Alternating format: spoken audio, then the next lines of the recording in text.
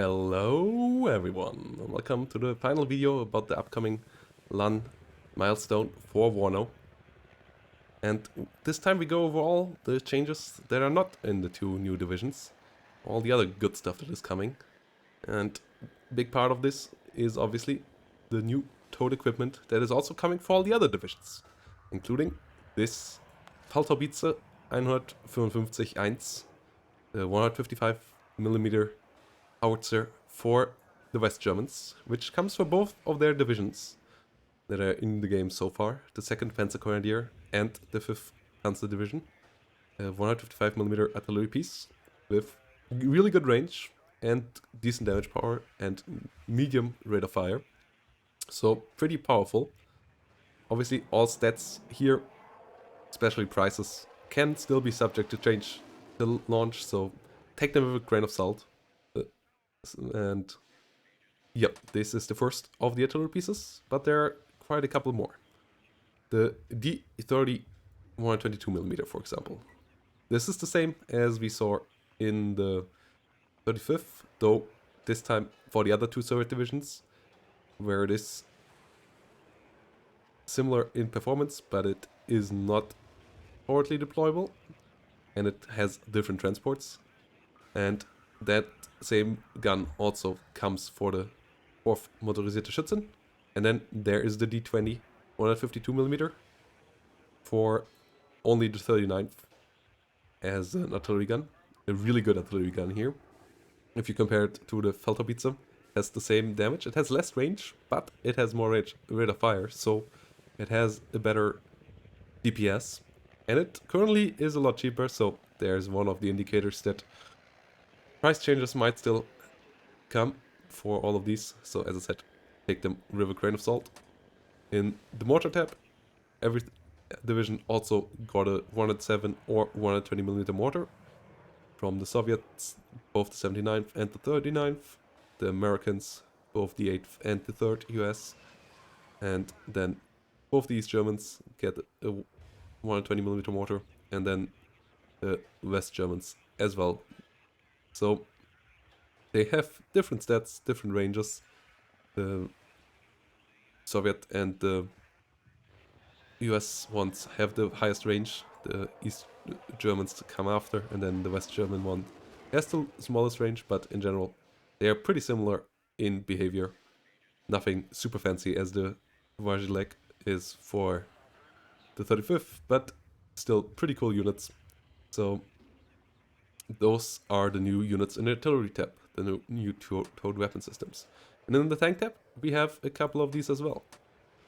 As we have, next to the 85mm that we saw in the 35th, also 100mm anti-tank gun. So it's really cool to see this kind of weapon system now in WARNO as well. Another weapon system that we haven't seen in Wargame Red Dragon that now made it to WARNO. And it's pretty cool to have it here, as the Rapira is a decent gun. It can be hidden well, and if you get these in good position, you can for sure bring havoc to your opponent. 60 accuracy is good, 2100 meter range is good as well, and they come with an ATGM. Currently, they're in the 39th and in the 4th Motorisierte Schützendivision, so making them a bit more unique compared to their tank counterparts, bringing a bit more variety into WARNO's arsenal. And then the other ATGM vehicles you can see here also got a price overhaul. Here you also have to take them with a bit of skepticism in if they will be the final version. I would doubt they are, but you can see the general tendency is that they're going down in price. I would expect some of these to swap their prices. For example, the Conquerors and the Strum seem to be like a mix-up, as the Strum at 65 point is the better ATGM compared to the 85 point Conquerors, both in like range and accuracy, and they're pretty similar in damage, so the Strum should be the more expensive one. So they should swap, and the Jaguar 1 and 2 for sure as well, as the 1 is the more expensive one, whilst having the flat out worse ATGM. So changes here will happen, but in general, it's good to see that ATGMs finally get into a price range where they should be pretty useful. and it will be cool to see them more used on the battlefield. And then the last tab where a couple new units have arrived is the AA tab, as we have a couple other weapons outside of the ones we have seen in the airborne divisions. For example, the FK-22 20mm Zwillings Geschütz for the West Germans that come for both of their divisions, giving them a bit more variety in their AA tab, bringing them a small 20mm that is comparable to the ZSU 23, currently identical in stats. So a good, small, little, cheap AA option that gives you a bit of gives you the capability to bring a bit of lead into the sky and hurt some enemy aircraft. So obviously the ranges are rather low, so you have to be careful with it. Get in range, especially against helicopters. But with decent stealth and so on, that might actually be doable. And then the other thing that for sure doesn't have a range issue is the Eyehawk, as it is the highest range AA piece in the game currently, even outranging the Coup by a solid 400 meters and 200 meters against helicopters, though it is not supposed to be anti-helicopter first, but the 9 damage help out against everything. And the 50 accuracy also make it more accurate than the Coup, so it's pretty decently accurate for its super long range.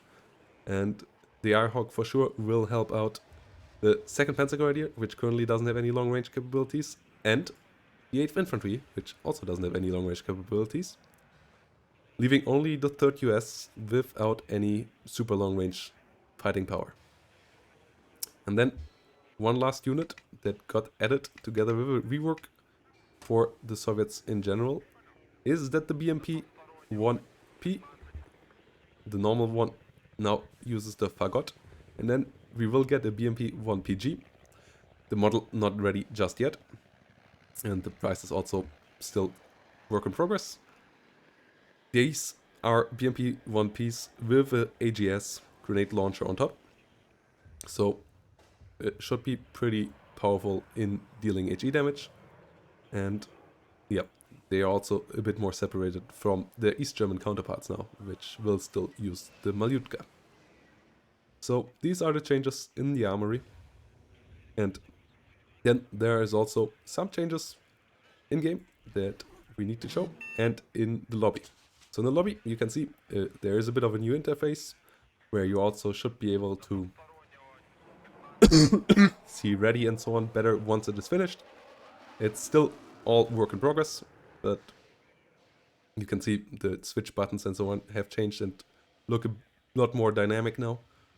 The cancel button here also is pretty easy, and then when we go into game, we will look at the new 1v1 and 2v2 map, the new 3v3 map that also will come.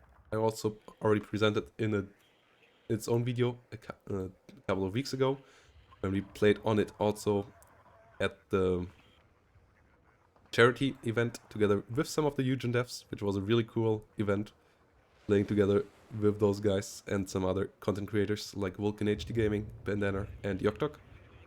And this is the new 1v1 and 2v2 map, which is my favorite 1v1/2v2 map, as it offers a lot of open grounds, but also has a pretty well-designed zone over here in the center. 6 zones also feels like the perfect number of zones for a 1v1 map. And yeah, this still allows for town fights, but you have good open grounds with just a couple of tree lines broken into, but if you want to sneak, you still have some tree lines on the side as well to sneak around with. And then when it comes to deployment, there's one thing that has changed. The normal recon forward deployment, as you can see, has been made smaller, but airborne units still start at the forward deployment. So this will be interesting to see it. I'm not the biggest fan of this system. I like the nerf to recon, but I think airborne should have gotten the same nerf. They should now both start back here instead of this far forward, which would be nerfing the forward deployment thing in general without taking it away. I in general like the idea. I just think it was a bit too strong, but not by much. Not a big fan of like fully removing the feature, because I think you can play around it quite well with just have to get it balanced. Just because it is not 100% function like balanced at the moment doesn't mean it's a bad feature in my eyes. But yeah, this is the new change to the airborne, and yeah, play around with it once you get the patch, I guess, and let user know what you like, whether you like the new forward deployment for airborne or not, the advantage they get over recon, or if you want to have some changes to it as well and give feedback to Eugen. That's what this early access is for. So those are the new changes here. And then the last and final change is fittingly in the end screen, where we have some slight changes to the UI. Obviously, as I didn't do any kills and so on, you can't see it fully here, but this is also still work in progress, will develop over the next couple of patches as well. Any feedback here also welcome by Eugen, especially the Discord. The official Discord is a good spot for that. If you aren't on this yet, their feedback for sure always gets read. Steam forums and so on also are heavily frequented by the devs themselves though as well. So yeah, let Eugen know what you think about it, and let me know what you think about them down in the comments down below. And if you liked the video, consider giving a like. And if you want to see more content, for example, gameplay with the 2 new divisions, click the subscribe button so you get informed when I'm live next time. So that's it. Bye bye, and have a nice day, and see you all next time around.